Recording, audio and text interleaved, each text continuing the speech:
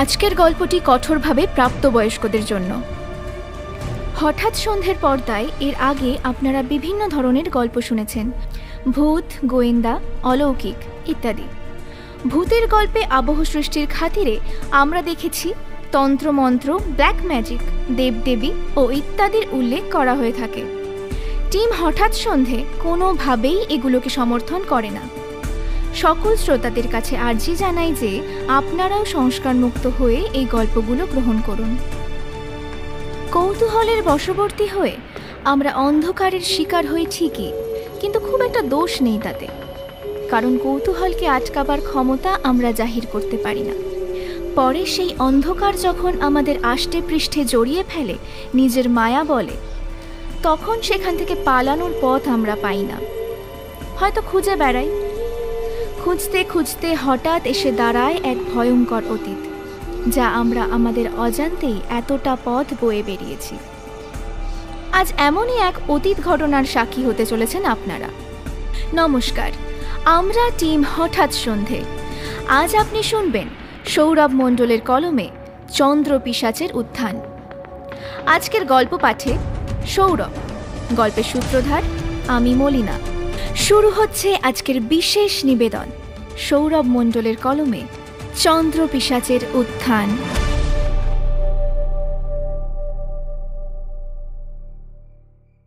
ল্যাপটপটাকে বন্ধ করে চেয়ার ছেড়ে উঠে দাঁড়ালো সমরেশ। এক পা দু পা করে আঙুল মটকাতে মটকাতে অন্ধকার বারান্দাটায় এসে দাঁড়ালো সে। অন্ধকার বলা ভুল হবে, ক্ষীণ চাঁদের আলোয় দূরের পাহাড়টা যেন একটু হলেও বোঝা যাচ্ছে। পকেট থেকে একটা সিগারেট বের করে ধরালো সে।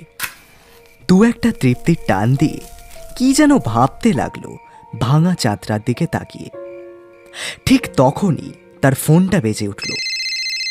স্ক্রিনে চোখ যেতেই দেখলো রিয়া কল করছে।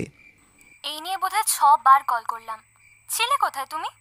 নিশ্চয়ই ল্যাপটপ খুলে লিখতে বসেছিলে। চোখগুলো কি অকালে নষ্ট করবে? বলি একটু শরীরের যত্ন নিতে শেখো মশাই। উদ্বিগ্ন স্বরে বলে উঠল রিয়া। আরে আমায় নিয়ে তোমায় অত চিন্তা করতে হবে না। জানোই তো সব লেখকদের জীবন এতটাও সহজ হয় না। দিনের অধিকাংশ সময় নিজের চিন্তা ভাবনায় ডুবে থাকতে হয়। সমরেশ মজুমদার উঠতি লেখক লেখিকাদের মধ্যে নিজের নামটা বেশ পাকাপোক্ত করে নিয়েছে সে। তার পেশা এবং নেশা দুটোই এক। গত 4 দিন হলো এই ধ্যার ধ্যারে মার্কা বাড়িটাতে আস্থানা গেড়েছে সে। সমরেশের একটা বদ অভ্যাস হলো এই যে সে তার লেখালেখির সুবাদে এদিক ওদিক পালিয়ে যায়।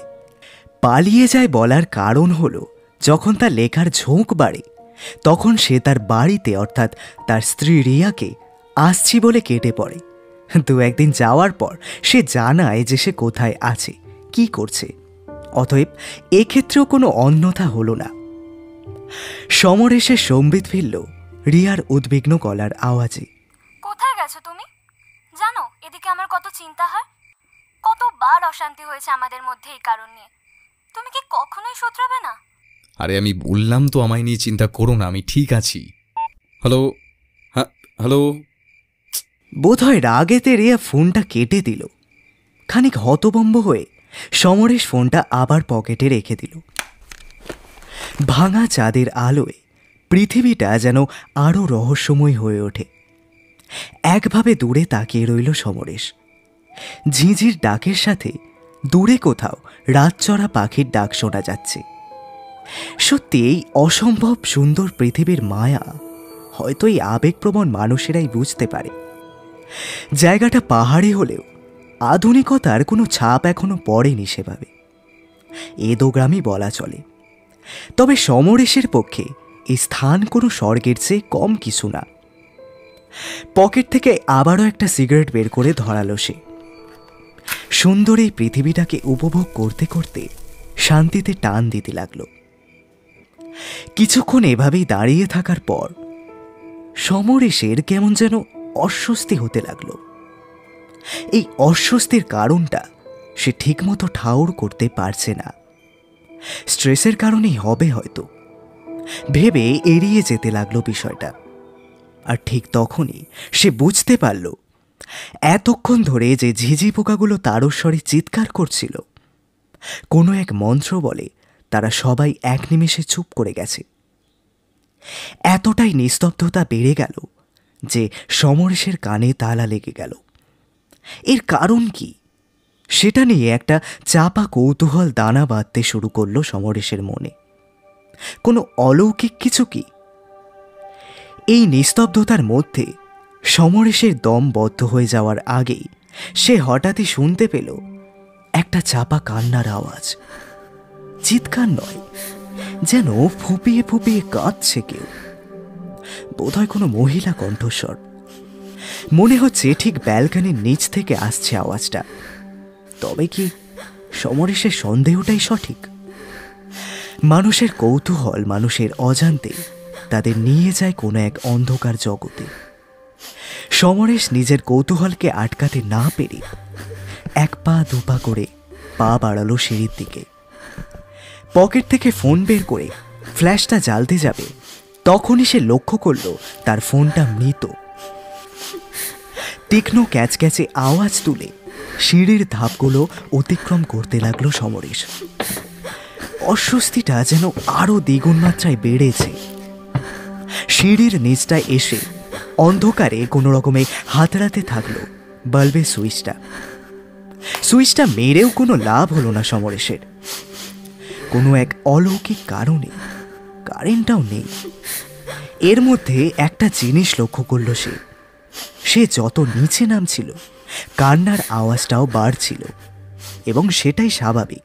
কিন্তু কান্নার আওয়াজটা আসছিল সিঁড়ির পাশে বন্ধ দরজাটার ওপাশ থেকে। এর মধ্যে সেই অশরীরীর কান্নার আওয়াজটাও যেন থেমে গেছে। মনের ভুল বলে এড়িয়ে গিয়ে নিজের ঘরের দিকে পা বাড়ালো সমরেশ। কিন্তু না, মনের ভুলকে ভুল প্রমাণিত করে আবারও শোনা গেল সেই আওয়াজ।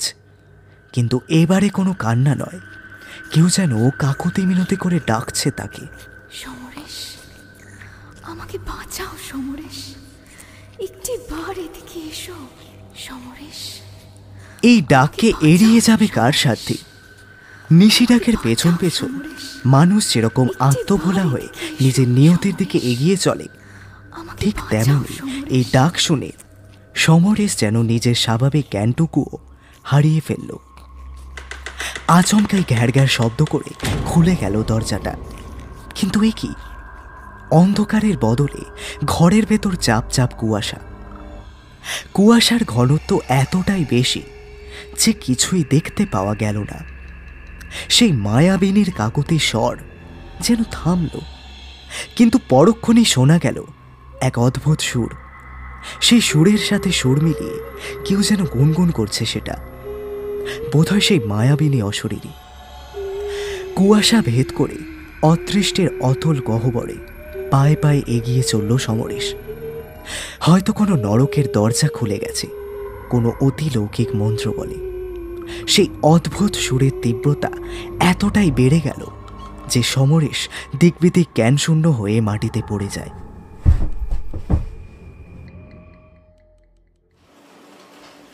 ধীরে ধীরে কাউন্টারের ভিড় যেন বেড়েই চলল। এখনো জনাদশেক লোক তাদের কাজ মেটানোর জন্য তাড়া দিতে লাগলো রিয়াকে। অন্যদিন খুবই দ্রুততার সাথে এবং নিজের দক্ষতায় ব্যাংকের এই ভিড় সামাল দেয় রিয়া। কিন্তু আজ ওর কি হয়েছে? সমরেশের জন্য চিন্তা করছে কি? সম্বিত ফিরল এক বয়স্ক ভদ্রলোকের ডাকে। আরে ও ম্যাডাম, স্লিপটা এভাবে হাতে নিয়ে বসে থাকবেন নাকি? তাড়াতাড়ি করুন, তাড়াতাড়ি করুন। বয়স্ক ভদ্রলোকটির কথায় সম্মতি জানিয়ে লাইনে দাঁড়িয়ে থাকা আরও 4-5 জন লোক তাড়া দিতে লাগলো। হ্যাঁ হ্যাঁ হ্যাঁ নিশ্চয়ই, দাঁড়ান একটু, এই নিন আপনার রিসিপ্ট। চিন্তিত স্বরে একটু ঘাবড়ে গিয়ে বলে উঠল রিয়া। প্রায় 1.5 বছর হলো এই ব্যাংকে একজন সুদক্ষ কর্মচারী হিসাবে কর্মরত রিয়া। নিজের দক্ষতাকে কাজে লাগিয়ে যথেষ্ট সম্মান অর্জন করেছে সে। কিন্তু আজ যে কেন বারবার অন্যমনস্ক হয়ে পড়ছে, তার কারণ শুধু একটাই, সমরেশের চিন্তায়। কোনো রকমে আজকের কাজ সামাল দিয়ে বাড়ির দিকে পা বাড়ায় রিয়া। পেছন থেকে একটা ডাক শুনে থমকে দাঁড়ায় সে। এই রিয়া, দাঁড়া বলে ছুটতে ছুটতে এগিয়ে আসে রমা। উহ, কখন থেকে ডেকে যাচ্ছি, ছুটে না আসলে তোকে ধরতেই পারতাম না। হাঁফাতে হাঁফাতে বলে রমা। হ্যাঁ বল। কি হয়েছে বলতো তোর? আজ এত চিন্তিত লাগছে কেন তোকে? অন্যদিন তো বেশ চনমনে থাকিস। কিছু না, ছাড়, বাদ দে। রমার প্রশ্নটাকে এড়িয়ে যেতে চায় রিয়া। মনে মনে একটু লজ্জিত বোধ করে সে, কারণ রমা তার আর শুধুমাত্র কালিগ নয়, দিদির মতোই আপন। রমার জোড়াজুড়িতে মুখ খোলে রিয়া। কাল আন্দাজ 1টা নাগাদ লাস্ট কথা হয় সমরেশের সাথে। তারপর আজ সকাল গড়িয়ে প্রায় বিকেল হতে চলল। এতবার কল করলাম, কোনো খবর পাইনি রে। খুব চিন্তা হচ্ছে ওকে নিয়ে। চিন্তিত স্বরে বলে ওঠে রিয়া। রিয়ার কথায় রমা উত্তর দিল। দেখ, জানিসই তো সমরদাকে, সে নিশ্চয়ই সারাদিন লেখালেখি নিয়ে পড়ে আছে। আর এই গল্প লেখার জন্য কত তথ্য ঘাটাঘাটি করতে হয় বলতো। চিন্তা করিস না, দেখবি ও সময় মতো নিজে থেকেই তোকে ফোন করবে। রমার কথায় কিছুটা ধাতস্থ হল রিয়া, কিন্তু তবুও যেন একটা দুশ্চিন্তা মোচড় দিয়ে উঠতে লাগলো রিয়ার মনে।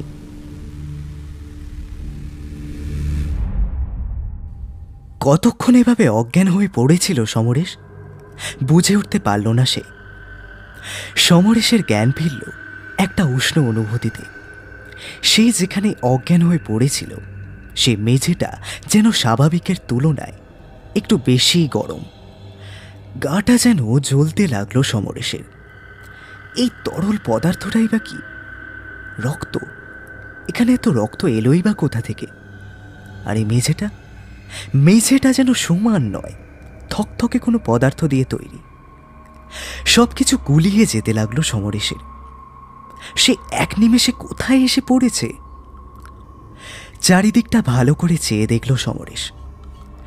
অন্ধকারে ঠিক ঠাউর করতে পারল না কিছুই, কিন্তু কোনো এক কক্ষের মতোই লাগলো এই জায়গাটা। এই চটচটে পদার্থটা সারা শরীরে লেগে আছে ওর। কোনো রকমে দুটো হাত নিজের প্যান্টে ঘষে পরিষ্কার করে নিল এবং সাথে সাথে উঠে দাঁড়ালো। দাঁড়ানোর সঙ্গে সঙ্গে পকেট থেকে দেশলাই বের করে একটা কাঠি জ্বালালো সে। দেখল সে যে স্থানে অজ্ঞান হয়ে পড়েছিল সেখানে একটা গোল চক্রের মতো কি যেন আঁকিবুকি কাটা।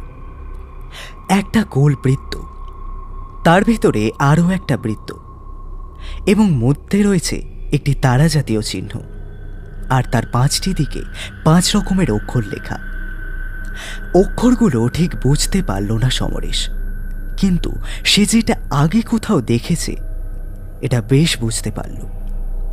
একটা বড় বিপদের সম্মুখীন হয়েছে সে।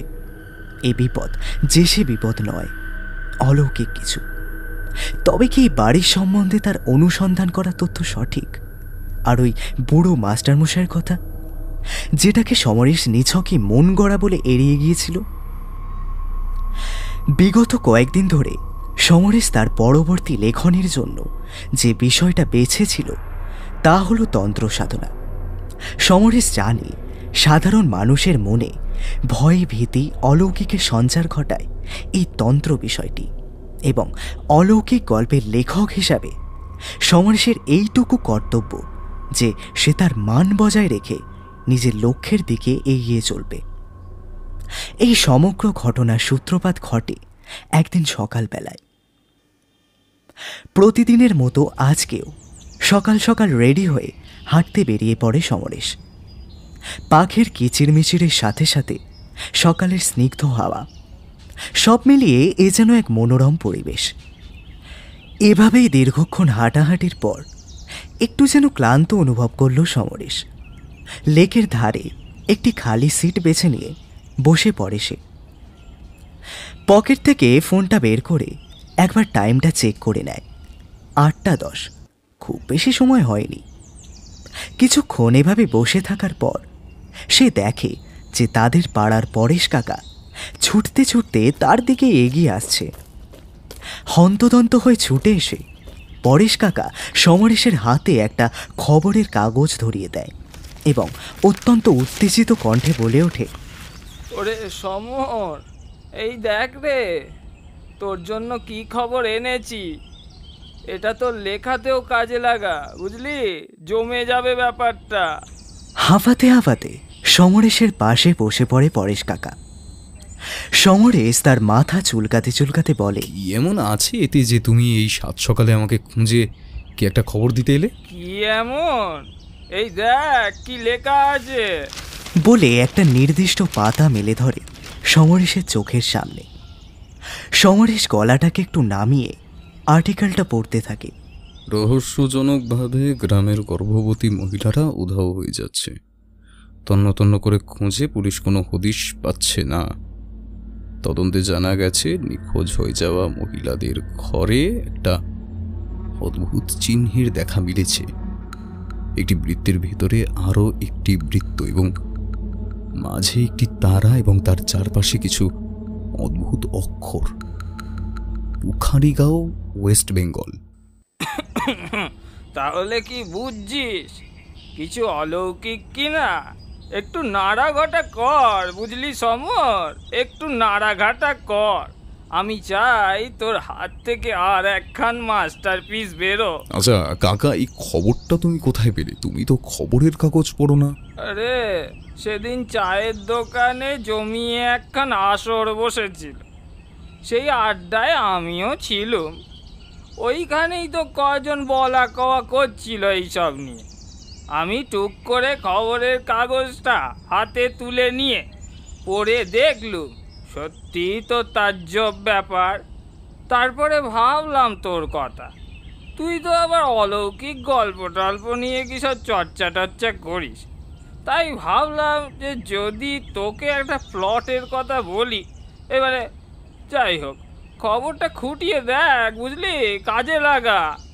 আমি 100% গ্যারেন্টি দিচ্ছি একটা সেরা গল্প বের হবে তোর হাত থেকে। হ্যাঁ, আমিও তো এদিক ওদিক প্লট খুঁজে বেড়াই। যাই হোক, অনেক ধন্যবাদ কাকা। খবরটা এবার খুঁটিয়ে দেখা ছাড়া আর কোনো উপায় নেই। শেষ কথাটা বলার সময় সমরেশের গলাটা যেন কেমন শুকিয়ে গেল। খবরটা পড়ার পর থেকে এক অমোঘ কৌতূহল গ্রাস করতে থাকে সমরেশের মনকে। অনেকক্ষণ অন্ধকারে থাকার ফলে সমরেশের চোখগুলো এই অন্ধকারকে কিছুটা হলেও মানিয়ে নিতে সক্ষম হল। পায়ের নিচে মেঝেটা যেন এখন আর থকথকে অবস্থায় নেই, স্বাভাবিকের মতোই মসৃণ বলে মনে হলো। সমরেশের কানে এসে ধাক্কা দিতে লাগলো নিস্তব্ধতার শব্দ। একটা ভ্যাপসানি গুমোট ভাব আবদ্ধ করে রেখেছে ঘরের চারপাশকে। কোনো রকমে এই কক্ষের দেওয়াল হাতড়াতে থাকলো সে, যদি কোথাও বেরোনোর রাস্তা পাওয়া যায়। এভাবে কিছুক্ষণ দেওয়াল হাতড়াতে হাতড়াতে হঠাৎ পায়ে কি যেন একটা ঠেকল, শক্ত কিছু। ঝুঁকে পড়ে সমরেশ বুঝতে চেষ্টা করল যে এই বস্তুটা কি। সেই বস্তুতে সমরেশের হাত স্পর্শ হতেই একটা শীতল স্রোত বয়ে গেল তার শির দ্বারা বরাবর। মুহূর্তের মধ্যেই একটা আঁশটে গন্ধে ভরে গেল চারিদিক। সমরেশের বুঝতে অসুবিধে হলো না যে বস্তুতে সে স্পর্শ করেছে সেটা কোনো কিছুর হাড়। তড়িঘড়ি সোজা হয়ে উঠে দাঁড়ালো সমরেশ। হঠাৎই তার মাথায় খেয়াল এলো যে তার হাতেই তো দেশলাই বাক্স রয়েছে। এক মুহূর্ত সময় নষ্ট না করে দ্রুত দেশলাই বাক্সটা খুলে একটা কাঠি জ্বালাতে গেল। একটা, দুটো, ক্রমে 3টে কাঠি জ্বালাবার বৃথা চেষ্টা করার পর চতুর্থ কাঠিটা চালাতে সক্ষম হলো সমরেশ। দেশলাই কাঠির ক্ষীণ আলোতে ঘরের চারিদিকটা চোখ যেতেই ভয়ে আতঙ্কে সমরেশ ছটফট করতে লাগলো। পায়ের নিচে যে বস্তুতে সমরেশের পা ঠেকেছিল সেগুলো যে হাড় সেটা আগেই বুঝেছিল সে। এখন দেখল সেগুলো কোনো মানব শিশুর কঙ্কাল যত্রতত্র ছড়িয়ে রয়েছে ঘরের চারিদিকে। অর্ধেক কাঠিটা এখনো জ্বলতে বাকি, কিন্তু কেউ যেন সেটা ফুঁ দিয়ে নিভিয়ে দিল। পরক্ষণ এই অন্ধকারে ছেয়ে গেল চারপাশ। একটা কিসের যেন গরম নিঃশ্বাস সমরেশের ঘাড়ের কাছে এসে পড়ল। দেশলাই বাক্সটা হাতে থাকার ফলে দ্রুত আর একটা দেশলাই কাঠি জ্বালাতে সক্ষম হলো সমরেশ। এক চিলতে আগুনের হলদেটে আলোয় সে দেখল এক ভয়ানক নারী মূর্তি তার সম্মুখে এক হাতের দূরত্বে দণ্ডায়মান। আগুনের দোদুল্যমান শিখায় ক্ষণিক কেঁপে উঠল সেটা। মূর্তিটা নগ্ন, চুলগুলো ছড়িয়ে রয়েছে তার কাঁধের চারপাশে। ইটের ভাটার মতো দুটো জ্বলন্ত চোখে খুনের তৃষ্ণা যেন ঝলসে পড়ছে তার। তীক্ষ্ণ ধারালো দুপাশের দুটো দাঁত, সেই দাঁত দিয়ে গড়াচ্ছে লাল তাজা রক্ত। সেই ভয়ানক মূর্তিটার কান দিয়ে যেন বেরিয়ে আসছে ঘৃণ্য কিছু পোকামাকড়ের দল। আর এক মুহূর্ত সময় নষ্ট না করে সেই ভয়ানক মূর্তিটা ঝাঁপিয়ে পড়ল সমরেশের ওপরে। এক বিভৎস আওয়াজ করে ধারালো দাঁত দুটো বসিয়ে দিল সমরেশের গলার কণ্ঠটা। সজোরে ছিঁড়ে বের করে নিল কণ্ঠনালী। দেশলাইয়ের শেষ শিখাটা সমরেশের আঙুলে ঠেকে নিভে গেল। তৎক্ষণাৎ মাটিতে লুটিয়ে পড়ল সমরেশের প্রাণহীন দেহটা। গলগল করে ছেঁড়া কণ্ঠনালী থেকে রক্ত বয়ে চলল, আর সেই মূর্তিটা মহা আনন্দে সেই রক্ত মাটি থেকে চেটে খেতে লাগল। এক ভয়ানক হাসির আওয়াজে কেঁপে উঠল গোটা কক্ষ। 24 ঘন্টা পেরিয়ে যাওয়ার পরেও যখন সমরেশের কোনো খবর পাওয়া গেল না, তখন আরও উদ্বিগ্ন হয়ে পড়ল রিয়া। কি করা উচিত বুঝতে না পেরে রমার নাম্বারটায় কল লাগালো সে। দু একবার রিং বাজার পরে ওপার থেকে শোনা গেল রমার কণ্ঠ। কি রে, কি হয়েছে? এত রাতে ফোন করলি? ঘুম জড়ানো গলায় খানিক উদ্বিগ্নতার সাথে বলে উঠল রমা। রমা রমা সমরেশ বলে ঝরঝর করে কেঁদে ফেলল রিয়া। রিয়ার কান্না শুনে রমা উত্তেজিতভাবে বলল, কি হয়েছে সমরদার? কাঁদিস না, থাম, আগে আমায় সবটা খুলে বল। গতকাল রাতেই সেই লাস্ট কথা হয়েছে সমরেশের সাথে। ও এমনটা করে না, সারাদিন সময় না পেলেও রাতে ও ঠিক ফোন করে। গোটা একটা দিন কেটে গেল, ওর কোনো খবর পাচ্ছি না। আমার খুব চিন্তা হচ্ছে।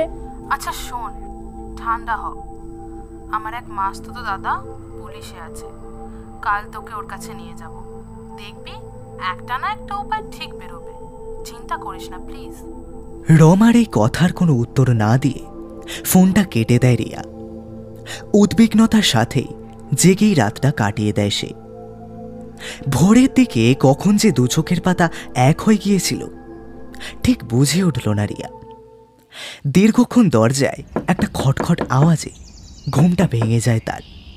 দ্রুত পায়ে দরজা খুলে দেখে রমা এসে দাঁড়িয়েছে। নে তাড়াতাড়ি রেডি হয়ে নে, এক্ষুনি বেরোতে হবে আমাদের। এই বলে দরজা পেরিয়ে ঘরে ঢুকে আসে রমা। চোখে মুখে জল ঝাপটা দিতে দিতে রিয়া রমার উদ্দেশ্যে বলে, রমা, জানি না কেন মনটা খুব কু ডাকছে। এত দুশ্চিন্তা করিস না রিয়া। কোনো রকমে তাড়াতাড়ি রেডি হয়ে রিয়া আর রমা বেরিয়ে পড়ে বড় রাস্তার উদ্দেশ্যে। হাত দেখিয়ে একটা ট্যাক্সি দাঁড় করায় রমা। দাদা, বেনিয়াপুকুর পুলিশ স্টেশন যাবে? হ্যাঁ ম্যাডাম, যাবো। নে নে উঠে পড়। এই বলে ট্যাক্সির দরজা খুলে দুজনে উঠে পড়ে। তারাতলা ফ্লাইওভার দিয়ে দ্রুত গতিতে গাড়ি ছুটে চলে। অস্বস্তির আধ ঘন্টা কাটার পর গাড়ি এসে দাঁড়ায় থানার সামনে। থানায় ঢুকতেই রমা দেখতে পেল তার মাস্তুতো দাদা অর্থাৎ ইন্সপেক্টর অভিজিৎ সরকার তার ডেস্কে বসে কিছু কাগজপত্র ঘাটাঘাটি করছেন।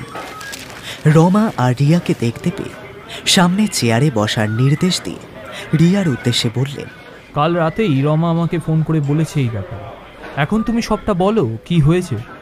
উদ্বিগ্নতার সাথে রিয়া বলতে শুরু করল, আজ নিয়ে প্রায় 6 দিন হয়ে গেল ও আমার সাথে নেই। তোমার সাথে নেই মানে? আসলে ও একজন রাইটার, ওর পেশাই হলো লেখা। ওর যখন কাজ পড়ে লেখার তখন এদিক ওদিক চলে যায়, কোথায় যায় বলেও যায় না। কিছুদিন যাওয়ার পর ও জানায় যে কোথায় আছে। ওর এই অভ্যাসের জন্য আমাদের মধ্যে অনেকবার অশান্তির সৃষ্টি হয়েছে, তবু ওর এই অভ্যাস পাল্টাতে পারিনি আমি। ও বাইরে থাকলেও সারাদিন পর রাতে ফোন করে, কিন্তু সেই যে 2 দিন আগে কথা হয়েছে তারপর থেকে আর কোনো খোঁজ খবর পাওয়া যায়নি স্যার। কথাগুলো বলেই কেঁদে ফেলে রিয়া। রিয়াকে আশ্বস্ত করে অভিজিৎবাবু বললেন, দেখো, অনেক ক্ষেত্রে এটা হয় যে কাজে মন পড়ে গেলে বাড়ির কারোর কথা মনে থাকে না। ও কোথায় গেছে সেটা জানতে পেরেছিলে তুমি? না, সেটাও জানতে পারিনি, তাই জন্যই আরো বেশি চিন্তা হচ্ছে। আচ্ছা, ওর ফটো থাকলে একটা দাও তো। আর ওর নামটাই বা কি? হ্যাঁ দাঁড়ান, এই নিন স্যার, সমরেশ মজুমদার। এই বলে নিজের সাইড ব্যাগটা হাতড়ে একটা ছবি বের করে ইন্সপেক্টর অভিজিতের হাতে তুলে দেয় রিয়া। ওমা, এনাকে তো আমি চিনি, একটা সেমিনারে ওনার বক্তব্য শুনেছি। তা যাই হোক, এখন আমাদের প্রথম কাজ হলো সমরেশবাবু কোথায় গেছে সেটা খুঁজে বার করা। সবার প্রথমে আমাদেরকে তোমার বাড়ি যেতে হবে, বুঝলে রিয়া? যদি ওখানে কোনো ক্লু টু পাওয়া যায়। এই বলে মনে মনে কি একটা সাজিয়ে নিলেন তিনি। এই বলাইদা, এই বলছি, ঝটপট গাড়িটা বার করো, এক্ষুনি বেরোতে হবে আমাদের। হ্যাঁ বাবু।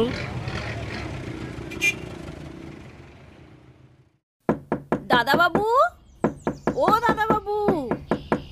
রোজকার মতো আজকেও এসে ডাকাডাকি করতে থাকলো কাজের দিদি সরলা।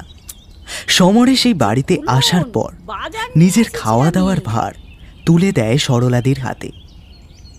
দীর্ঘক্ষণ ডাকাডাকির পরেও যখন কোনো সাড়া পাওয়া গেল না, তখন কিছুটা ঘাবড়ে গেল সরলা। কি করবে না করবে বুঝে উঠতে না পেরে জোরে জোরে দরজা ধাক্কাতে লাগলো সে এবং বলতে লাগলো, এই অলক্ষণে বাড়িটাতে কাজ করাটাই আমার কাজ। বুড়ো দরজার ওপর কষাঘাতের ফলে সরলাকে চমকে দিয়ে ক্যাচ ক্যাচ শব্দ করে খুলে যায় সেটা। ভিতরে দরজার ওপরে উঁকি দিয়ে সরলা বুঝতে পারল যে এই দরজা ভেতর থেকেই খোলা। দাদা বাবু, কোথায় আপনি? আরে ও দাদা বাবু, ঘুমাচ্ছেন নাকি? ঘুমাই কি বলে একটা তীব্র চিৎকার করে হাতে থাকা বাজারের থলেটা ফেলে দিয়ে দড়াম করে মাটিতে বসে পড়ে সে। তার ঠিক চোখের সামনে ওপরে ওঠা সিঁড়ির পাশের দরজাটার তলা দিয়ে একটা তরল রক্তের স্রোত বয়ে আসছে বাইরে। এই দৃশ্য দেখে ধড়িমড়ি করে এক দৌড়ে ছুটে বেরিয়ে যায় সে বাড়ির বাইরে। লাল রঙের দাগ দেওয়া কাগজের আর্টিকেলটা খুঁজে পেতে বেশি সময় লাগলো না ইন্সপেক্টর অভিজিতের। আচ্ছা রিয়া, বলছি যে ওই সমরেশ পুখারিগাঁও বলে জায়গাটায় কি যেতে পারে? তোমার কি ধারণা? হাতের মধ্যমা দিয়ে আর্টিকেলটা একটা টোকা মেরে গম্ভীর কণ্ঠে বলে ওঠেন ইন্সপেক্টর অভিজিৎ। প্রত্যুত্তরে রিয়া জানায়, স্যার, ওর ঝোঁক ছাপলেও যেখানে খুশি যেতে পারে। এবারে আমাদের খোঁজ করে দেখতে হবে যে ওই পুখারিগাঁও যাওয়ার জন্য কোন যানবাহন উনি ব্যবহার করেছেন। এই বলাইদা, এই বলছি একটু খোঁজ লাগাও তো হাওড়া, শিয়ালদা আর ওদিকের বাস ডিপোতে। এই যে ওই সমরেশ মজুমদার নামে কারোর রেজিস্ট্রেশন বা টিকিটের ইনফরমেশন কিছু আছে কি না। ইন্সপেক্টর অভিজিতের আদেশ মতো কনস্টেবল বিমল দত্ত বেরিয়ে পড়ল খোঁজ লাগাতে। দেখতে দেখতে সন্ধ্যা নামল। জানলার পাশে একটা চেয়ারে বসে রিয়া অপেক্ষা করতে লাগলো যদি সমরেশের কোনো খবর পাওয়া যায়। রিয়ার সম্বিত ফিরল একটা যান্ত্রব আওয়াজে। ফোনটা বাজছে। ডায়ালে ইন্সপেক্টর অভিজিতের নামটা ভেসে উঠল। তড়িঘড়ি ফোনটা রিসিভ করল রিয়া। কি হয়েছে স্যার? সমরেশের কোনো খবর পেলেন? বুঝলে রিয়া, আমাদের ধারণাই সঠিক। 22শে মে হাওড়া স্টেশন থেকে সরাইঘাট এক্সপ্রেসে করে ও নিউ কোচবিহারে রওনা দিয়েছে। টিকিটের ইনফরমেশন অনুযায়ী তো তাই জানা যাচ্ছে।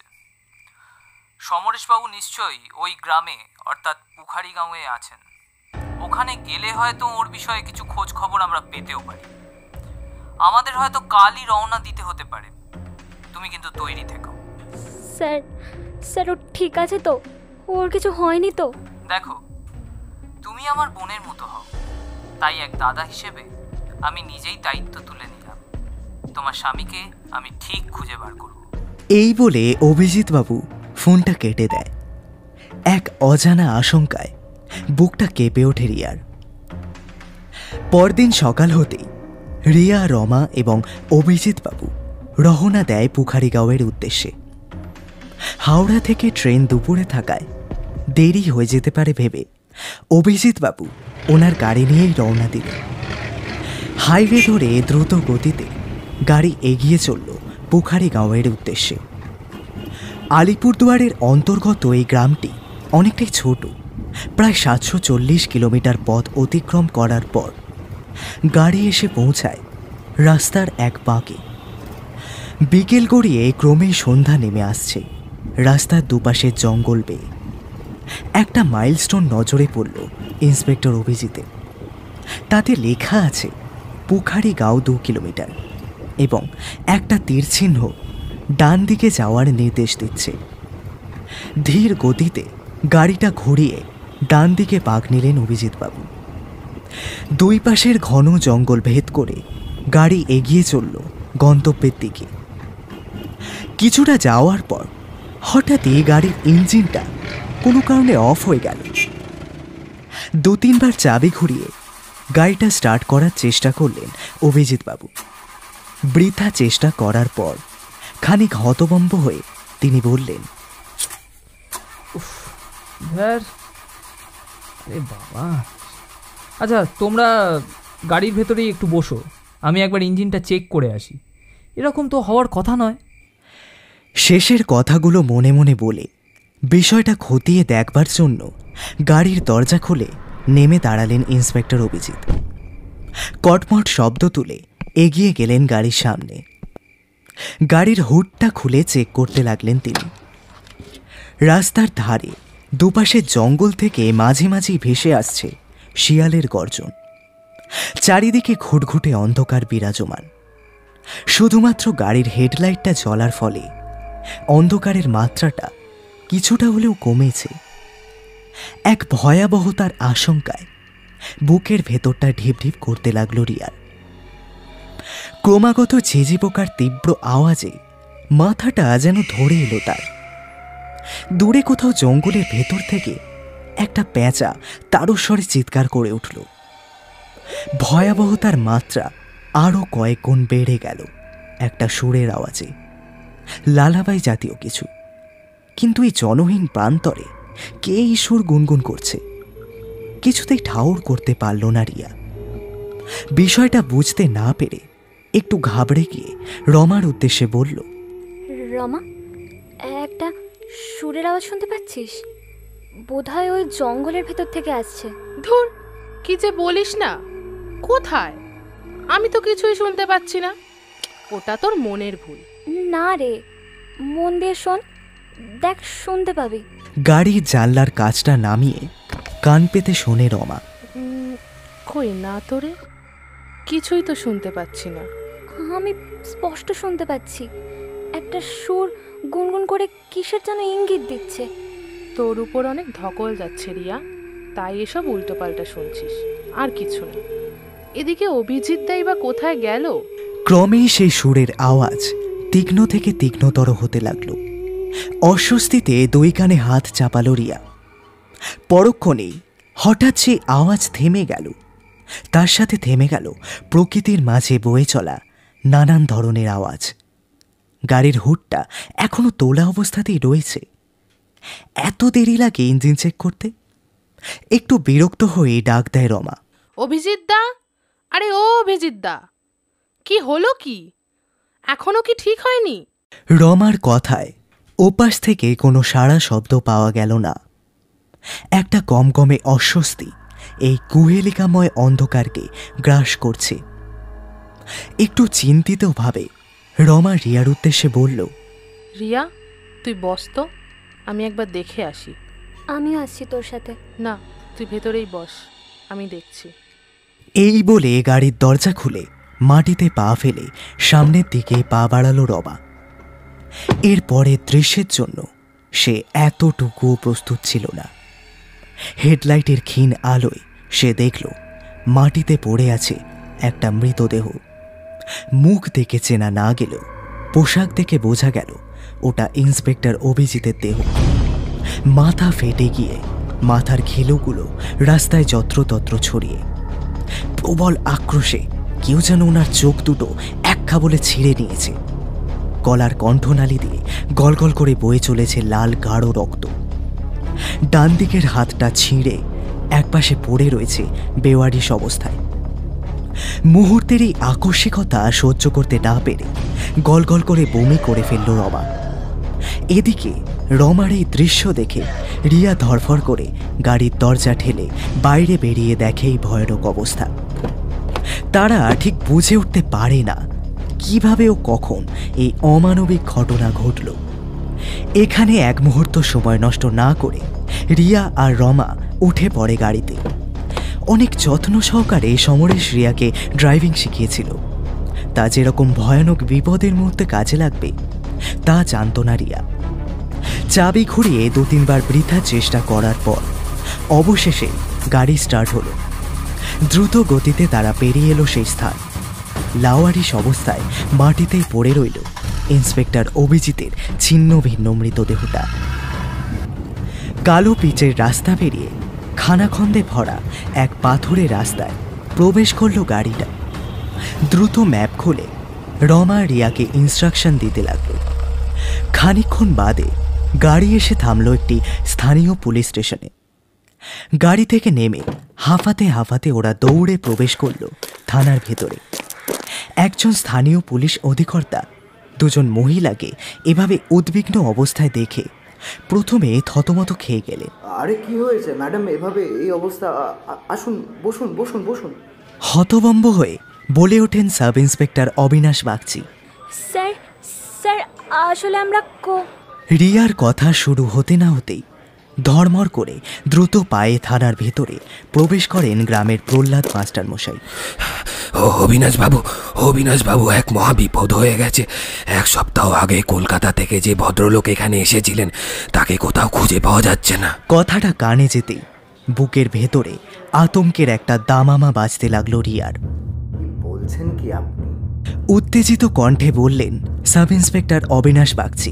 হ্যাঁ অবিনাশ বাবু, কাজের মাসি সরলা সকালে ওই বাড়িতে গিয়ে অনেক টাকাটাকি করেও কোনো সাড়া পেল না। তখন দরজা ধাক্কাতে থাকে। দরজা ভেতর থেকে খোলা থাকায় সরলা ভিতরে ঢুকে দেখে তালা বন্ধ, দরজার ওপার থেকে রক্ত গড়িয়ে আসছে। পরে আমাকে এসে বলে সবটা। আমি আর সরলা অনেক খোঁজার চেষ্টা করেছি, শেষে উপায় না পেয়ে আপনার কাছে আসলাম। কিন্তু আমার স্বামী। মাস্টার মশাইয়ের কথার মাঝে চিৎকার করে বলে ওঠে রিয়া। রিয়ার কথার প্রত্যুত্তরে উদ্বিগ্নতার সাথে মাস্টার মশাই বললেন, আপনার স্বামী? ওই ভদ্রলোক আপনার স্বামী? আগে হ্যাঁ, আমার স্বামী সমরেশ মজুমদার। এই বলে রিয়া এবং রমার এখানে আসার পেছনে আসল উদ্দেশ্যটা কি এবং আসার পথে যে ভয়ানক বিপদের তারা সম্মুখীন হয়েছে এই সমস্ত কথা খুলে বলে। খুব মনোযোগ সহকারে সবটা শোনেন মাস্টারমশাই এবং অবিনাশবাবু। রিয়ার কথা শেষ হলে পর প্রহ্লাদ মাস্টারমশাই মুখ খুললেন, গরু গম্ভীর গলায় বললেন, ওনাকে অনেকবার বারণ করা হয়েছিল যাতে ওই বাড়িতে না থাকে। কোনো কথাই উনি শুনলেন না, সবটা মন গড়া বলে এড়িয়ে যেতে থাকলেন। তবুও এমনটা হওয়ার কথা কিন্তু ছিল না। আমার দৃঢ় বিশ্বাস উনি নিশ্চয়ই আবার বিভীষিকার আগুনকে জ্বালিয়ে ফেলেন। এই আগুন একে একে সবাইকে শেষ করে ফেলবে, সবাইকে। এই বলে প্রহ্লাদবাবু এক দীর্ঘ নিঃশ্বাস ছাড়লেন। কান্নামাখা স্বরে রিয়া বলল, এখন উপায়? ওকে কি আর কখনোই ফিরে পাবো না?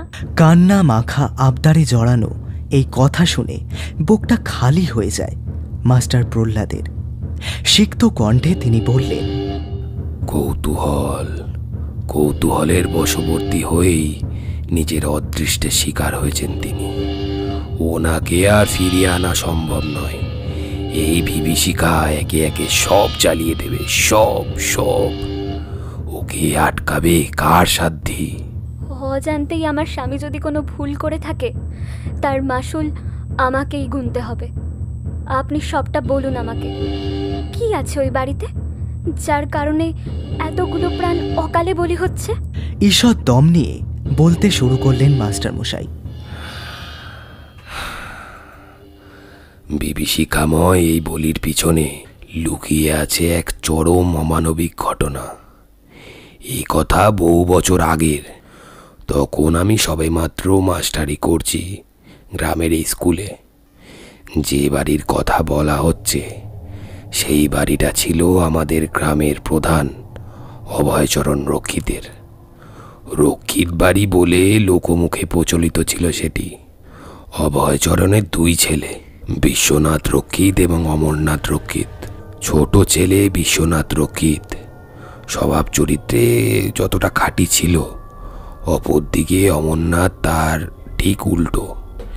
গ্রামের সাধারণ যুবতী মেয়েদের প্রতি তার ছিল কুদৃষ্টি। নিজের ছলনায় ভুলিয়ে এমন অনেক মেয়ের জীবন সে নষ্ট করেছে। এই খবর আমি এবং গ্রামের গুটি কয়েক লোক ছাড়া আর কেউ সেভাবে জানতে পারেনি। এমনকি অমরনাথের বাবা অর্থাৎ অভয়চরণও পারেনি জানতে। এভাবেই একদিন হঠাৎ দুই ছেলের বিয়ের সম্বন্ধ আসে। এক সম্ভ্রান্ত পরিবারের দুই মেয়ে, দুই ছেলে স্ত্রী হয়ে এই ভিটে পদার্পণ করে। তাদের অদৃষ্টে যে কি লেখা ছিল সেটা দুই বোন ঠাওর করতে পারেনি। বড় বোন অর্থাৎ সুনেত্রার সাথে বিয়ে হয় বড় ছেলে অমরনাথের। অপরদিকে চিত্রার সাথে বিয়ে হয় ছোট ছেলে বিশ্বনাথের।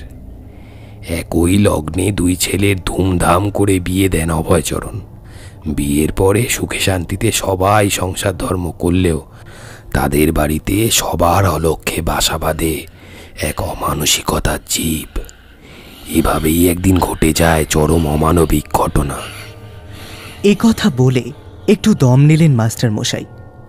বার্ধক্যের কারণে মাঝে মাঝেই হাঁপিয়ে উঠছেন তিনি। বৃদ্ধের বয়স আন্দাজ 70 কি 75 হবে। মুখের চামড়া যেন ঝলসে গেছে।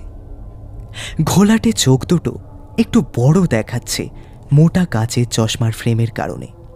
মাথায় এক চিলতে চুলও অবশিষ্ট নেই। হঠাৎই বাইরের অন্ধকারকে ভেদ করে ভেসে আসে ঠান্ডা বাতাস। তার সাথে শোনা যায় চাপা মেঘের গর্জন। মাত্র কিছুক্ষণের অপেক্ষা, ঝমঝমিয়ে বৃষ্টি নামল মুষলধারায়। জলীয় বাতাস এসে আছাড়ি পিছাড়ি খাচ্ছে থানার লাগোয়া জানলার পাল্লার গায়ে। গলাটাকে একটু ঝেড়ে নিয়ে প্রহ্লাদ মাস্টারমশাই ফের বলা শুরু করলেন। একদিন সেই বাড়ির বড় ছেলে অমরনাথ তার ভাইয়ের বউকে অর্থাৎ চিত্রাকে নিজের মায়ায় ভুলিয়ে ভাড়ার ঘরে নিয়ে গিয়ে তাকে অজ্ঞান করে ফেলে। তারপর হিংস্র জানোয়ারের মতো মেয়েটার শরীরটাকে ছিঁড়ে নিংড়ে খায়। মেয়েটার জ্ঞান ফেরার পর তাকে কুলোটা নারী হিসাবে বদনাম করার ভয় দেখিয়ে চুপ করিয়ে রাখে। কথাটা বলতে বলতে মাস্টারমশাইয়ের চোখ ছলছল করে উঠল। সেটা রিয়ার চোখ এড়ালো না। একটা দীর্ঘশ্বাস ছেড়ে আবার বলতে লাগলেন তিনি। এই অমানবিক অত্যাচারের ফলে চিত্রার পেটে বেড়ে ওঠা বাচ্চাটাকে ওই জানোয়ারটা নষ্ট করে দিতে চাইল। ইতিমধ্যে সেই মেয়ে কুলোটা হিসাবে সবার কাছে পরিচিতি পায়। গ্রামের মানুষজন ও অভয়চরণের বাড়ির সকলে ছি ছি করতে থাকে। একদিন রটে যায় ওই মেয়ে নাকি বাড়ি ছেড়ে পালিয়ে গেছে। কিন্তু আদতে যা হয়েছিল তা সত্যি খুবই ভয়াবহ। সেই জানোয়ারটা আবার সেই মেয়েটাকে গর্ভাবস্থায় অজ্ঞান করে ভক্ষণ করে। তারপরে সেই মেয়েটিকে জ্যান্ত অবস্থায় পুঁতে দেয় সেই ভাড়ার ঘরের মেঝের তলায়। তারপর রটে যায় যে সেই মেয়েটি নাকি পালিয়েছে। কুলোটা নামে কলঙ্কিত নারীকে খোঁজার চেষ্টা কেউ করেনি। খুঁজলেও কি তাকে কেউ আর খুঁজে পেত না। এই ঘটনার কয়েক মাস পরেই গর্ভবতী হয় বড় বউ সুনেত্রা। ঠিক তারপরেই এই গ্রামে নেমে আসে অমানিসার ন্যায় কালো ছায়া। সুনেত্রা সন্দেহ করেছিল তার বোনের উধাও হয়ে যাওয়ার পেছনে তার স্বামী অর্থাৎ অমরনাথের হাত আছে। সুনেত্রার পেটে যে বাচ্চাটা ছিল সেটা আর কেউ নয়, সাক্ষাৎ পিশাচের অংশ। পিশাচের অংশ মানে? উত্তেজিত স্বরে বলে ওঠে রমা। এ কথা শুনে প্রহ্লাদবাবু ফের বলতে লাগলেন, অমরনাথ যেদিন দর্শন করে জ্যান্ত অবস্থায় মাটিতে পুঁতে দেয়, সেই দিনটা কিন্তু আর 5টা দিনের মতো সাধারণ ছিল না। সেদিন ছিল পূর্ণগ্রাস চন্দ্রগ্রহণ এবং শুক্লপক্ষের রাত ছিল সেটি। সূর্য ও চাঁদের পারস্পরিক প্রতিটি 12 ডিগ্রি কোণ হলো প্রতিটি তিথি। একটি তিথির দৈর্ঘ্য প্রায় 19 থেকে 26 ঘন্টা হয়ে থাকে। এর মাঝেই একটা সময় মাটির নিচে গর্ভাবস্থায় প্রাণত্যাগ করে চিত্রা। মাটির তলায় ঘুমিয়ে থাকা প্রাণীর 2টি দেহে দৈবক্রমে বাসা বাঁধে এক পিশাচ। এই পিশাচ কোনো সাধারণ পিশাচ নয়, এরা হলো চন্দ্র পিশাচ। এদের মার্গ মহাভয়ঙ্কর। ইহলোকে যখন এই পিশাচের আবির্ভাব ঘটে তখন তারা চায় তাদের বংশ বিস্তার করতে, অর্থাৎ এই ক্ষেত্রেও ঠিক এমনটাই হতে শুরু হলো। সুনেত্রার সাথে অমরনাথ যখন যৌন আমাজে লিপ্ত, তখন সুনেত্রার শরীরে ভর করে সেই পিশাচ তার তৃপ্তির আশ মেটাতে। এর ফলে জন্ম নেয় এক শিশু কন্যা। কন্যাটি জন্ম নেওয়ার পরপরই কোনো এক অজ্ঞাত কারণে একে একে মারা যেতে থাকে রক্ষিত বাড়ির সকলে। রক্ষিত বাড়ির আনাচে কানাচে ঘটে চলা এই বিভীষিকাময় ঘটনার কথা দাবানলের মতো ছড়িয়ে পড়ে গোটা গ্রামে। এরপরে সুনেত্রাকে ডাইনি অপবাদে তাড়িয়ে দেয় গ্রামের সবাই। সে কোনো কথা না বলে তার কয়েক মাসে শিশুটিকে নিয়ে চলে যায়। তারপর যে ওদের কি হলো তা আর জানা যায় না। ওরা চলে যাওয়ার পরপরই গোটা গ্রাম জুড়ে ঘটতে থাকলো এক নির্মম ঘটনা। গ্রামের সকল গর্ভবতী মহিলারা একে একে উধাও হয়ে যেতে থাকলো। যে স্থান থেকে ওরা উধাও হয়ে যেত সেখানে এক ভয়ানক চিহ্ন দেখতে পাওয়া যেত। তন্ত্রমতে এই চিহ্ন স্বয়ং পিশাচের প্রতীক। অর্থাৎ বুঝতে অসুবিধা হলো না এই ঘটনা কী কারণে ঘটছে। অনেকক্ষণ একইভাবে কথা বলার কারণে বৃদ্ধ একটু হাঁপিয়ে গেছেন। ইতিমধ্যে ঝমঝমিয়ে হয়ে চলা বৃষ্টিও থেমে গিয়েছে। একটু কেশে গলা পরিষ্কার করে তিনি আবার বলতে শুরু করলেন,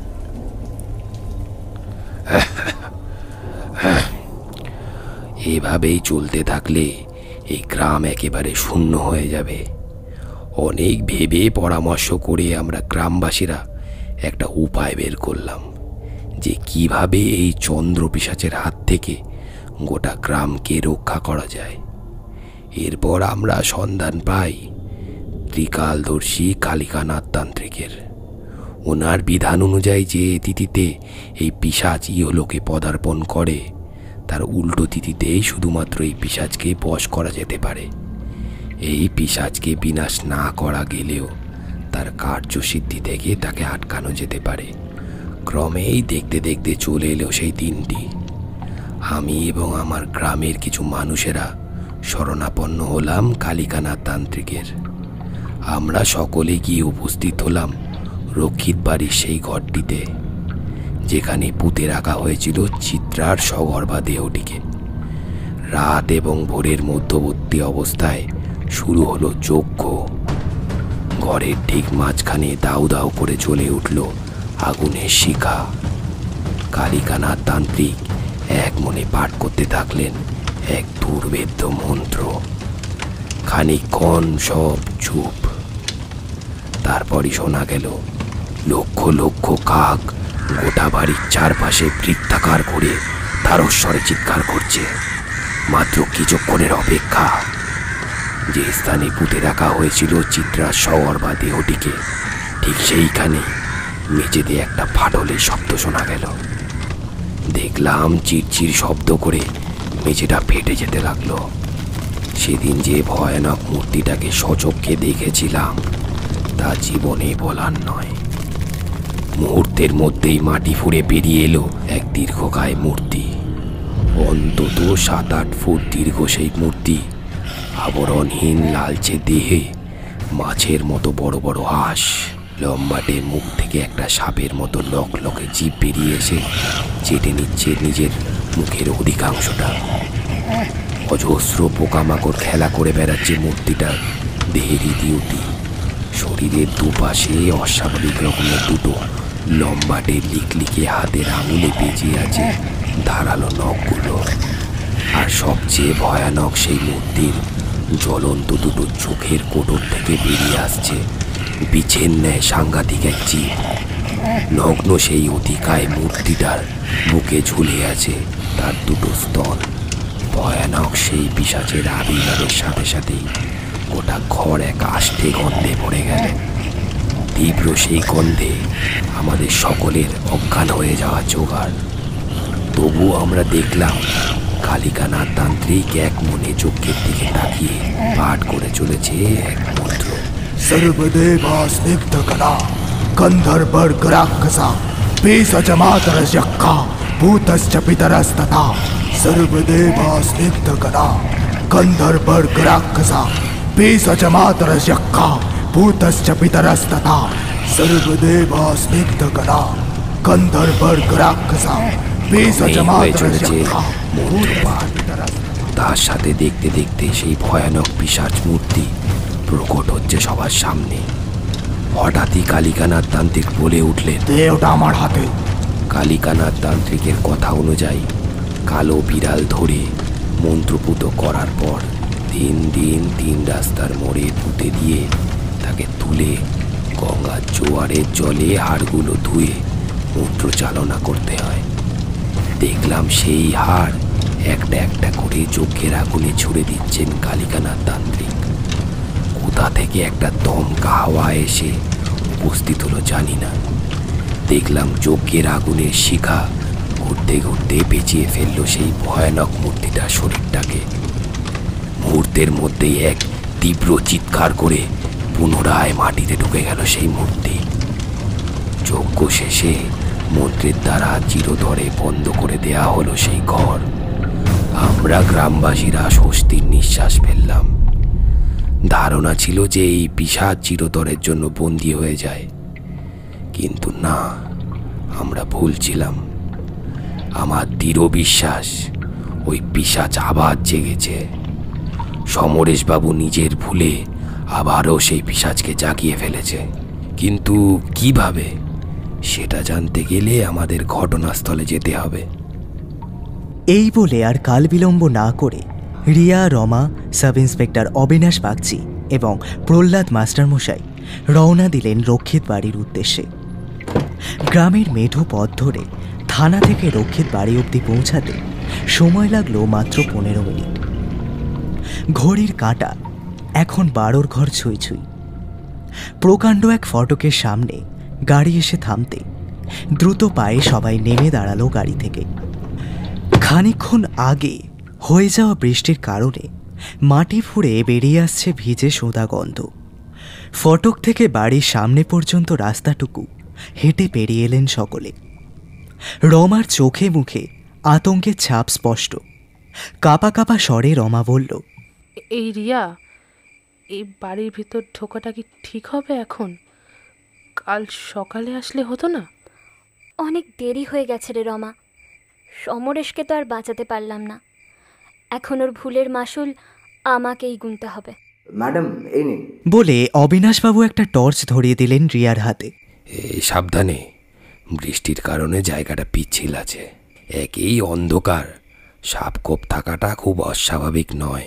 এই বলে হাতে থাকা টর্চটা জেলে এগিয়ে গেলেন মাস্টারমশাই। তার পেছন পেছন খুব সন্তর্পণে এগোলেন সকলে। বাড়ির দরজা খোলা থাকার কারণে ভেতরে প্রবেশ করতে বেশি বেগ পেতে হলো না কাউকেই। ভেতরে ঢুকতেই টর্চের মৃদু আলোতে সকলে দেখতে পেলেন দুটো বাজারের থলে মাটিতে পড়ে রয়েছে। ক্রমেই ওটাকে পেরিয়ে সিঁড়ির দিকে এগিয়ে এলেন সকলে। সিঁড়ির লাগোয়া দরজাটার তলায় টর্চের আলো পড়তে সকলে দেখতে পেলেন একটা রক্তের আস্তরণ জমাট বাঁধা অবস্থায় লেগে আছে মাটিতে। প্রহ্লাদবাবু রিয়ার উদ্দেশ্যে বললেন, আচ্ছা শোনো, আমি আর অবিনাশবাবু নিচের তলার ঘরগুলো ঘুরে দেখছি। তুমি আর রমা বরং উপরের তলায় গিয়ে দেখো কিছু পাও কিনা। মাস্টারমশাইয়ের কথা শুনে রিয়া আর রমা সম্মতিসূচক ঘাড় নেড়ে সিঁড়ি ধরে উপরে উঠে গেল। নিচে টর্চের আলো সরে যেতেই চাপ চাপ অন্ধকার এসে আবার জমাট বাঁধল জায়গাটিতে। সিঁড়ি অতিক্রম করে প্রশস্ত বারান্দাটায় এসে দাঁড়ালো দুজনে। একটা চাপা অস্বস্তি দলা পাকিয়ে উঠল রিয়ার পেটে। রমা শক্ত করে ধরে আছে রিয়ার হাতটা। টর্চের আলো ফেলে ধীর পায়ে দুজনে এগিয়ে যেতে থাকলো বারান্দা ধরে। প্রথমের দিকের দুটো ঘরের দরজা তালাবদ্ধ অবস্থায় পড়ে আছে। বারান্দাটা যেখানে শেষ হচ্ছে সেখানে একটা ঘরের দরজা খোলা, অর্থাৎ ওদের বুঝতে অসুবিধে হলো না যে সমরেশ এই ঘরটিতেই থাকত। দ্রুত পায়ে দরজা টপকে ঘরে ঢুকে পড়ল দুজনে। বুটের খটমট আওয়াজ তুলে নিচের ডাইনিং রুমে প্রবেশ করলেন সাব ইন্সপেক্টর অবিনাশ বাগচি এবং প্রহ্লাদ মাস্টার মশাই। ঘরের চারপাশে টর্চের আলো ফেলে যে দৃশ্যটা দেখলেন তাতে আঁতকে উঠলেন দুজনে। ঘরের চারিদিকে ছড়িয়ে রয়েছে মুন্ডুহীন কাকের দেহ। একটা নয়, বোধহয় 100-150টা হবে। এর সারমর্ম কি বুঝে উঠতে পারলেন না কেউই। মুহূর্তের মধ্যে শোনা গেল ইন্সপেক্টর অবিনাশের গলা। না, ঠিক পাশে নয়, তিনি যেন অনেক দূর থেকে চিৎকার করে বলছেন, মাস্টারমশাই, মাস্টারমশাই তাড়াতাড়ি এদিকে আসুন, আপনার সাথে যে আছে সেটা আমি নই। কথাটা কানে যেতেই বুকটা ঢেপ ঢেপ করতে লাগলো প্রহ্লাদ বাবু। এটা যদি সত্যি ইন্সপেক্টর অবিনাশের চিৎকার হয় তাহলে ওনার পাশে দাঁড়িয়ে থাকা এই ব্যক্তিটি কে? এই কোন গোলক ধাঁধার মধ্যে পড়ে গেলেন প্রহ্লাদ বাবু? দ্রুত গতিতে ডাইনিং রুমের বাইরে পা বাড়াতে গেলেন তিনি। কিসে যেন একটা হোঁচট খেয়ে মাটিতে পড়ে গেলেন দড়াম করে। সঙ্গে সঙ্গে চোখ থেকে ছিটকে চশমাটা খুলে গেল। হামাগুড়ি দিয়ে হাতড়ে হাতড়ে খুঁজতে থাকলেন নিজের চশমাটা। মুহূর্তের মধ্যেই ঘোলাটে দৃষ্টিতে তিনি দেখলেন সামনে দাঁড়িয়ে থাকা ইন্সপেক্টর অবিনাশের শরীরটা ক্রমশ পরিবর্তন হয়ে আকার নিচ্ছে এক ভয়ানক পিশাচ মূর্তির। শরীরের আয়তন বেড়ে যাওয়ার ফলে চিরচির শব্দ করে ছিঁড়ে যাচ্ছে তার গায়ের ইউনিফর্মটা। একটা কালো লকলকে জিভ বেরিয়ে আসছে ক্রমশ। হেসে হেসে গলায় সেই মূর্তিটা বলছে, আমাকে আটকাবে ভেবেছিস? এখন একে একে শেষ হবি সবাই। রক্তের সাহায্যে আমার পাগল করে দেয়। তাজা তাজা প্রাণগুলোকে খেতে আমার বেশ লাগে। প্রহ্লাদ বাবুকে আর্তনাতে সুযোগ না দিয়ে ঝাঁপিয়ে পড়ল সেই মূর্তিটা। বৃদ্ধের গলা বরাবর সজোরে বসিয়ে দেয় তার ধারালো দাঁত। এক কামড়ে ছিঁড়ে বের করে নেয় গলার কণ্ঠনালী। প্রবল আক্রোশে হাতের ধারালো নখ দিয়ে এক খাবলে তুলে নেয় চোখ দুটো। পরক্ষণেই সেই ধারালো নখ দিয়ে বুকের পাঁজর চিরে বের করে নেয় হৃৎপিণ্ডটা। প্রবল আনন্দে সেটা ভক্ষণ করতে থাকে সেই পিশাচ মূর্তি। ইতিমধ্যে রিয়ার হাতে এসে পড়ে সমরেশের ডায়েরিটা। সেখানে স্পষ্টভাবে তাকেই উদ্দেশ্য করে কিছু লেখা আছে। টর্চের আলো ফেলে লেখাগুলো পড়তে থাকে রিয়া। রিয়া, যে চিহ্নের পেছনে ধাওয়া করে আমি এত দূর এসেছি তার পেছনে যে কারণ লুকিয়ে আছে তা জানলে তুমি তোমার নিজের পরিচয়, নিজের অস্তিত্বটুকু হারিয়ে ফেলবে। এতদিন তুমি তোমার মায়ের যে পরিচয় জানতে তা সঠিক নয়। কয়েক মাস বয়সে তোমাকে নিয়ে তোমার মা কলকাতায় আসে এবং আমাদের বাড়িতে ভাড়া থাকতে শুরু করে। তোমার বয়স যখন 1 বছর ছুঁই ছুঁই তখন তোমার মা আত্মঘাতী হয়। মারা যাওয়ার আগে তিনি আমার দাদুকে কিছু কথা বলে যায়।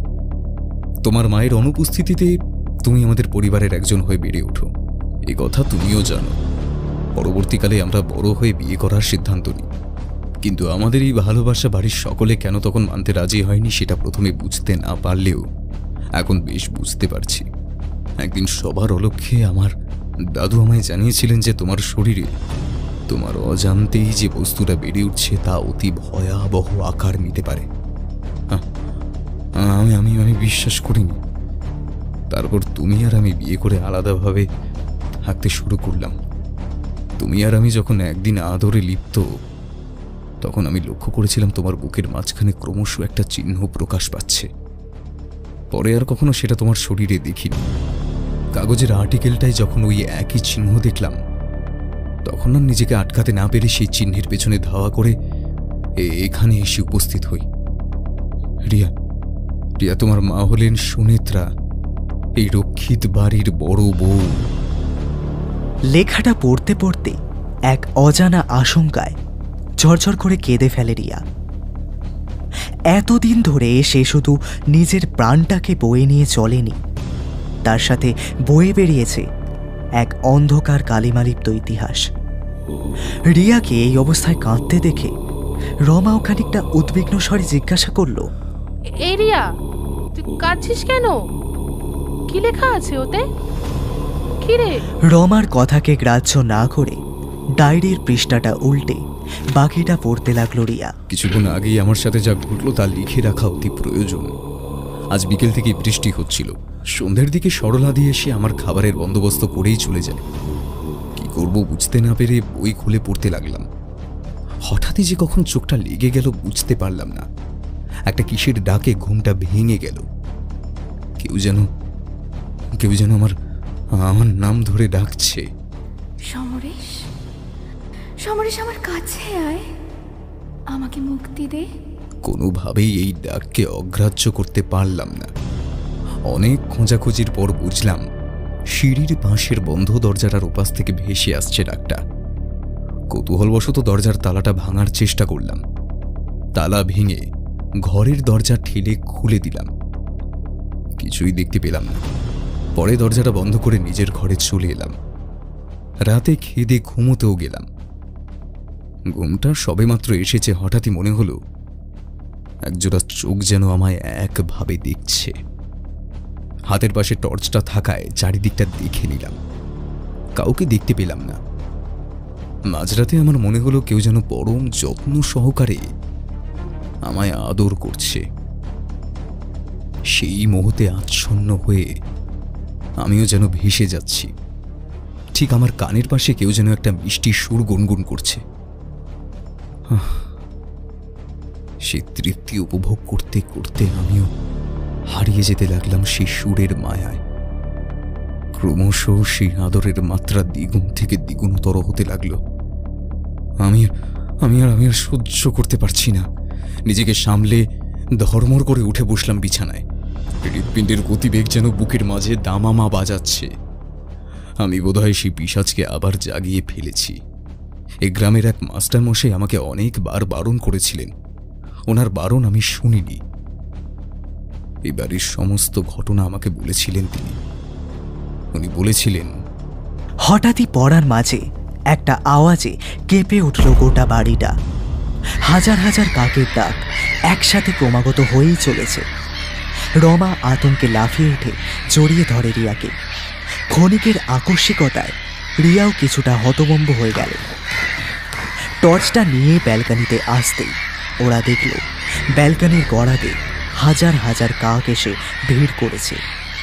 কাকের আওয়াজের সাথে সাথে শোনা যাচ্ছে এক বেজাতীয় সুর। কেউ যেন গুনগুন করছে। আসন্ন বিপদে খানিকটা আভাস পেল ওরা। হঠাৎই রিয়া বলল, রমা, চল একবার নিচে চল, ওই ঘরটা একবার যাওয়া দরকার। ওই ঘরে যাওয়াটা কি ঠিক হবে রিয়া? উফ, বেশি কথা না বলে যা বলছি তাই কর। আমার কিছু হয়ে গেলেও আমি তোর কোনো ক্ষতি হতে দেব না। সবাইকেই তো হারালাম, এই অস্তিত্বটাও না হয়। যাকে, চল আমার সাথে। এই বলে ধর্মর করে হাজার হাজার কাকের চিৎকার পেরিয়ে সিঁড়ির কাছে আসে দুজনে। টর্চের আলোয় ওরা দেখে সিঁড়ির নিচে সেই ভয়ানক মূর্তিটা উবু হয়ে বসে মহা আনন্দের সাথে ছিঁড়ে ছিঁড়ে খাচ্ছে ইন্সপেক্টর অবিনাশের নাড়ি ভুড়ি। টর্চের আলো সেই মূর্তিটার চোখে পড়তে মুখে পাকস্থলীর ছেঁড়া টুকরোটা নিয়ে প্রবল আক্রোশে চেয়ে দেখল তাদেরই দিকে। এই দৃশ্য দেখে রমা প্রায় অজ্ঞানী হয়ে গেল। কোনো রকমে রমাকে ধরে ব্যালকনি পেরিয়ে আবারও সেই ঘরে এসে ঢুকল রিয়া। ঘরের মেঝেতে পা পড়তে চমকে উঠল রিয়া। রক্তে ভেসে যাচ্ছে চারিদিক। তার সাথে সে দেখল ঘরে যত্রতত্র ছড়িয়ে আছে মুন্ডহীন কাকের দেহ। এই তো কিছুক্ষণ আগেই তার এখানে উপস্থিত ছিল। এগুলোর একটাও কিছুই ছিল না। তবে কি সবটাই হ্যালুসিনেশন? আকাশ কুসুম চিন্তা ভাবনার মাঝে রমার জ্ঞান কিছুটা ফিরে এলো। পরক্ষণে ওরা দুজনে দেখল খাটের ওপাশে জানলার উপরের সিলিং বরাবর নেমে আসছে সেই অতিকায় পিশাচ মূর্তি। মুখে একটা বিকট শব্দ করতে করতে তাদের দিকেই এগিয়ে আসছে সেটা। ধরিমড়ি করে আর এক মুহূর্ত নষ্ট না করে দুজনেই দৌড় লাগালো সিঁড়ির পাশের ঘরটার দিকে। পরবর্তী পদক্ষেপ কি সেটা রিয়া ভালোভাবেই জানে। ওরা দুজনে যখন সেই ভাড়ার ঘরে এসে প্রবেশ করলো তখন রিয়া রমার উদ্দেশ্যে বলল, রমা এক্ষুনি একটা কোদাল বা শাবল জাতীয় কিছু দেখ, এক্ষুনি দরকার, আমি ওই দিকটা দেখছি। কোনো কথা না বলে রমা রিয়ার আদেশ পালন করলো। খানিকক্ষণ এদিক ওদিক হাতড়াবার পর একটা শাবল খুঁজে পেল রিয়া। রমা এই নে, এইটা নে, এইখানে, হ্যাঁ এখানে খুঁড়তে থাক। যতক্ষণ না কোনো কঙ্কাল পাস খুঁড়তে থাকবি, থামবি না। আমি ওই পিশাচের দিগ্ভ্রষ্ট করার চেষ্টা করছি, কোনো ভয় নেই, আমি তোর কোনো ক্ষতি হতে দেব না। এই বলে দ্রুত গতিতে বেরিয়ে গেল রিয়া ঘরের বাইরে। সময় নষ্ট না করে প্রবল আঘাতে ঘরের মেঝেটা খুঁড়তে লাগলো রমা। প্রায় আধ ঘন্টা খোঁড়াখুড়ির পর কঙ্কালের বুকের পাঁজরটা নজরে পড়ল রমা। দ্রুত আরও কিছুটা খুঁড়তে লাগলো সে। এতক্ষণ তো হয়ে গেল, রিয়া এখনো এলো না। কি করবে বুঝতে না পেরে রমা তারস্বরে হাঁক পারল রিয়ার উদ্দেশ্যে, রিয়া, এই রিয়া, কোথায় তুই? ঘরের চারপাশে ধাক্কা খেয়ে বারবার ফিরে আসতে লাগলো এই ডাক। এর প্রতিশব্দে কোনো সাড়া পাওয়া গেল না। আবারও ডাকতে যাবে ঠিক তখনই রমা দেখল দরজার সম্মুখে এক নারী মূর্তি দাঁড়িয়ে। সেটার অন্য কারো নয়, রিয়ার। প্রায় অর্ধনগ্ন অবস্থায় দাঁড়িয়ে সে, তার চুলগুলো ইতিউতি ছড়িয়ে দেহের চারপাশে। কাঁধের কাছে খানিকটা মাংস যেন কেউ খাবলে নিয়েছে। খাবলানো জায়গাটা থেকে ভেতরের হাড় উকি দিচ্ছে। চরম আক্রোশে কেউ যেন তার ডান দিকের কানটা ছিঁড়ে নিয়েছে। সেইখান থেকে গড়িয়ে পড়ছে চাপ চাপ রক্ত। রক্তমাখা অর্ধনগ্ন শরীরটার বুকে ক্রমশ ফুটে উঠছে একটা চিহ্ন, একটা বৃত্ত, তার মাঝে আরও একটা বৃত্ত। মাঝে রয়েছে একটি তারা জাতীয় চিহ্ন, তার 5টি দিকে রয়েছে 5 রকমের অক্ষর। রমার বুঝতে অসুবিধে হলো না এই চিহ্ন স্বয়ং পিশাচের অংশের। রিয়ার এই অবস্থা দেখে রমা ভয়তে এক পা করে পিছুতে থাকে। রমার মুখের আতঙ্কের ছাপ দেখে হিস হেসে গলায় রিয়া বলে, রমা, তুই আমাকে দেখে ভয় পাস না? আমি তো কারোর কোনো ক্ষতি করিনি রে। আমার শরীরে ওই পিশাচ বাসা বাঁধলেও আমার মনকে কখনো গ্রাস করতে পারেনি। আমার এই অবস্থা ওই করেছে। দেখ দেখ দেখ, ভয় পাস না তুই, আমি কোনো ক্ষতি করব না কারণ। এর কথায় রমার মুখের আতঙ্কের ছাপটা ক্রমশ সরে যেতে থাকে। ওর মাথায় একটা খেয়াল আসে, তার যদি কোনো ক্ষতি করারই হতো তাহলে সে সেটা আগেই করতে পারত। এক পা করে রিয়া ক্রমশ এগিয়ে আসতে থাকে সদ্য খুঁড়ে উদ্ধার করা কঙ্কালটির দিকে। হতবম্ব হয়ে রমা প্রশ্ন করে, এই রিয়া, এবার তুই কি করবি রে? এই প্রশ্নের কোনো উত্তর দেয় না রিয়া। একটা চাপা কান্না রিয়ার চোখে মুখে ফুটে উঠতে থাকে। ক্ষণিকের অপেক্ষায় এক অদ্ভুত কাণ্ড ঘটে যায় সেই কক্ষে। রিয়া সেই কঙ্কালটিকে উত্তর দিকে পা করে শুইয়ে দেয়। তারপর সেটার মাথার কাছে বসে দুটো পা ফাঁক করে কি যেন একটা মন্ত্র আওড়াতে থাকে বিড়বিড় করে। এর পরের দৃশ্যের জন্য রমা এক ফোঁটাও তৈরি ছিল না। হঠাৎই তার মনে পড়ে গেল থানায় বসে বৃদ্ধ মাস্টারমশাই বলেছিলেন, এই চন্দ্র পিশাচকে শেষ করার একটাই উপায় আমাকে বলেছিলেন কালিকানাথ তান্ত্রিক। ওই পিশাচের অংশ নিয়ে যে শিশু কন্যাটি জন্মেছে, এক বিশেষ মন্ত্র বলে সে যদি স্বইচ্ছায় নিজেকে পিশাচের কাছে উৎসর্গ করে তাহলেই সেই পিশাচ চিরতরে বিনাশ হবে। কথাটা মনে পড়তেই একটা শিহরণ বয়ে গেল রমার সারা শরীর বরাবর। রমা দেখল সেই কঙ্কাল ক্রমশ আকার নিচ্ছে একটা মাংসপিণ্ডে। অস্থি, মজ্জা, সমস্ত অঙ্গ যখন এক হলো, তখন সেই বিভৎস মূর্তি আকার দাঁড়ালো দানবীয় রকমের। 7-8 ফুট উচ্চতার সেই মূর্তি আবরণহীন লালচে দেহে চকচক করছে মাছের মতো বড় বড় আঁশ। লম্বাটে মুখ থেকে বেরিয়ে আসছে একটা লকলকে জীব। সেই জীব ক্রমশ প্রবেশ করছে রিয়ার পায়ের মাঝে, আর সেই মূর্তির দুটো হাত রিয়ার বুকটাকে চিরে বের করে নিচ্ছে তার শরীরের অঙ্গগুলো। এইভাবেই কিছুক্ষণ ভক্ষণের পর হঠাৎই সেই ভয়ানক মূর্তিটা থরথর করে কাঁপতে থাকে। এক বিভৎস চিৎকারে ফেটে পড়ে সেই মূর্তিটা। বেজাতীয় স্বরে বলতে থাকে, আমাকে যদি তোরা মেরেও দিস, তবুও বারবার জন্ম নেব আমি, তোদের মধ্যেই বেড়ে উঠবো, তোদের মনে লুকিয়ে থাকা বিষকে ছড়িয়ে দেব গোটা পৃথিবীতে। স্থির দৃষ্টিতে রমাই সমস্ত দৃশ্য দেখছিল। হঠাৎই সেই মূর্তিটার ছটফটানির পরিমাণ 4 গুণ বেড়ে যায়। সঙ্গে রিয়ারও। মানব দেহের শরীরে আগুন লাগলে যেরকম ছটফট করে, ঠিক সেইভাবে এই মূর্তিটাও ছটফট করতে করতে বিভৎস আওয়াজে ফেটে যায় তার দেহ। রিয়াও এই ছটফটানি সহ্য করতে না পেরে তারস্বরে চিৎকার করতে থাকে এবং পরক্ষণে ঠিক একইভাবে তার দেহটাও ফেটে যায়। চারিদিকে ছড়িয়ে যায় দেহের ভেতরে থাকা অংশগুলো। চাপ চাপ রক্তে ভেসে ওঠে চারিদিক। হঠাৎই রমা লক্ষ্য করল ছড়িয়ে থাকা দেহের অংশগুলো কোনো এক অলৌকিক কারণে ক্রমশ ভস্মে রূপান্তরিত হয়ে যাচ্ছে। এই সমস্ত দৃশ্য দেখে রমা আর স্থির থাকতে পারল না। জ্ঞান হারিয়ে ফেলার পূর্ব মুহূর্তেও তার কানে বাজতে থাকলো রিয়ার বলে যাওয়া শেষ কথাগুলো। আমার শরীরে ওই পিশাচ বাসা বাঁধলেও আমার মনকে কখনো গ্রাস করতে পারেনি। আজ আপনারা শুনছিলেন চন্দ্র পিশাচের উত্থান। কেমন লাগলো আজকের নিবেদন? গল্পটি যদি আপনাদের ভালো লেগে থাকে অবশ্যই লাইক, শেয়ার ও সাবস্ক্রাইব করতে ভুলবেন না কিন্তু। আজকের গল্প পাঠে ও গল্পটির কলমে আমি সৌরভ, মাস্টারমশাইয়ের চরিত্রে সৌভিক, সমরেশের চরিত্রে ব্রতদীপ, রিয়ার চরিত্রে কস্তুরী, রমার চরিত্রে প্রণতি, ইন্সপেক্টর অভিজিতের চরিত্রে অভিজিৎ, চন্দ্র পিশাচ ও অশরীরীর চরিত্রে মলিনা, ইন্সপেক্টর অবিনাশ বাগচি পর্ণব, সরলার চরিত্রে রিনা, পোস্টার ডিজাইন কৃষ্ণেন্দু, শব্দগ্রহণ এবং স্পেশাল এফেক্টে আবির, সমগ্র পরিচালনা এবং পরিকল্পনায় রৌনিক। সঙ্গে থাকুন, আবারও এক রোমাঞ্চকর গল্প নিয়ে ফিরছে হঠাৎ সন্ধে।